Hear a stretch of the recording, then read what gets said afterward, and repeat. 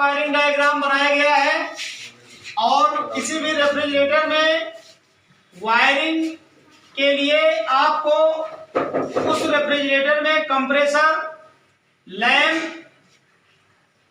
Door switch, thermostat से wire को जोड़ना होता है। अब हमें यह जान लेना है कि यहाँ पर किसी भी रेफ्रिजरेटर में वायरिंग कैसे करते हैं। तो वायरिंग के लिए किसी भी रेफ्रिजरेटर में दो प्रकार के कैपेसिटर नहीं लगा होता है। कंप्रेसर में पीटीसी के साथ कैपेसिटर लगा होता है, तो वो रनिंग कैपेसिटर होते हैं, समझ गए, और हमारा कंप्रेसर चलने लगता है, समझ गए।